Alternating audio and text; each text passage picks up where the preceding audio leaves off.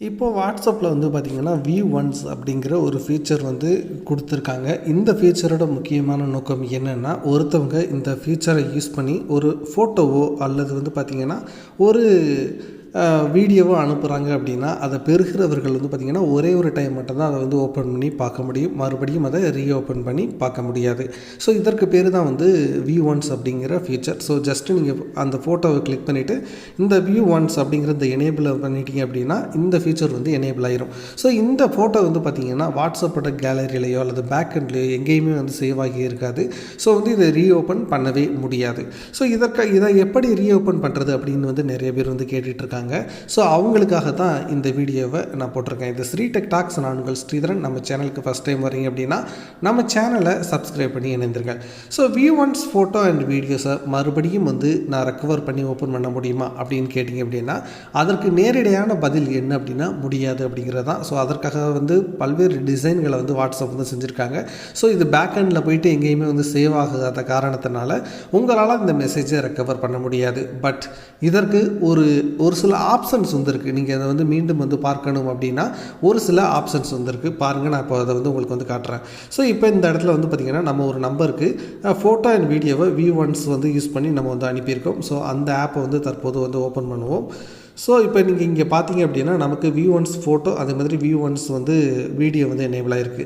So வாட்ஸ்அப்லேயே வந்து பார்த்திங்கன்னா உங்களுக்கு இந்த மாதிரி அந்த 1 அப்படின்னு போட்டு ஒரு ரவுண்ட் சிம்பிள் போட்டிருந்தாங்க அப்படின்னா இது V1s எனேபிள் ஆகிருக்க ஒரு ஃபோட்டோ ஒரு வீடியோ அப்படிங்கிறத வந்து நீங்கள் புரிஞ்சுக்க முடியும். ஸோ என்ன பண்ணலாம் அப்படின்னா உங்களுக்கு இப்படி ஒரு ஃபோட்டோ வந்திருக்கு அப்படின்னா ஜஸ்ட்டு ஓப்பன் பண்ணுங்கள். இப்போ ஓப்பன் பண்ணிட்டோம். ஸோ இந்த இதை கிளிக் பண்ணி பார்த்தீங்கன்னாவே உங்களுக்கு தெரியும் இந்த ஃபோட்டோவை நீங்கள் மீண்டும் ஒரு முறை ஓப்பன் பண்ண முடியாது அப்படின்னு ஒரு நோட்டிஃபிகேஷன் வந்து உங்களுக்கு ஷோ ஆகும். ஸோ இப்போ பார்த்தீங்க அப்படின்னா இந்த ஃபோட்டோவை நீங்கள் என்ன பண்ணலாம் அப்படின்னா எனக்கு இது மறுபடியும் தேவைப்படுகிற ஒரு ஃபோட்டோ அப்படின்னா ஜஸ்ட்டு ஸ்க்ரீன்ஷாட் எடுத்து நீங்கள் சேவ் பண்ணி வச்சுக்கலாம்.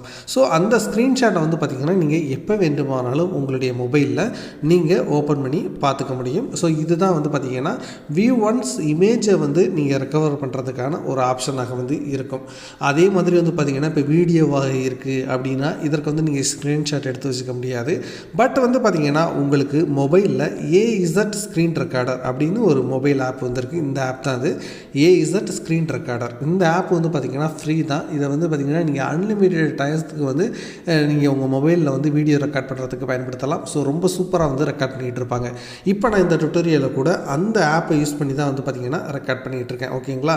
இப்போது எனக்கு V1s வீடியோ வந்து ஒன்று உருவாகிருக்கு, அதாவது வந்திருக்கு அப்படின்னா ஜஸ்ட்டு நான் அந்த ரெக்கார்டரை வந்து ஓப்பன் பண்ணி ஆன் பண்ணி விட்டுட்டு இந்த வீடியோவை நான் ஓப்பன் பண்ணுறேன் அப்படின்னா என்னால் வந்து பார்த்திங்கன்னா இந்த வீடியோவை ரெக்கார்ட் பண்ண முடியும். ஸோ இப்போ ரெக்கார்ட் பண்ணிட்டேன் அப்படின்னா அந்த ஆப்பை வந்து நான் ஸ்டாப் பண்ணிட்டேன் அப்படின்னா அந்த வீடியோ அதில் வந்து ரெக்கார்ட் ஆகியிருக்கும்.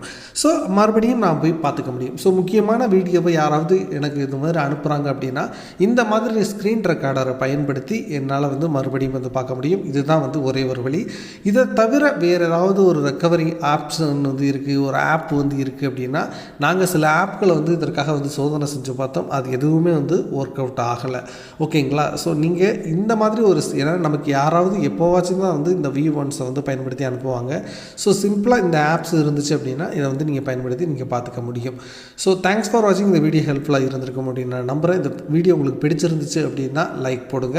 அதே மாதிரி வந்து பார்த்திங்கன்னா நம்ம சேனலுக்கு ஃபஸ்ட் டைம் வந்திருக்கீங்க அப்படின்னா சப்ஸ்கிரைப் பண்ணிக்கோங்க. தேங்க்ஸ் ஃபார் வாட்சிங். இது ஸ்ரீ டெக் டாக்ஸ். நான் உங்கள் ஸ்ரீதரன். வணக்கம்.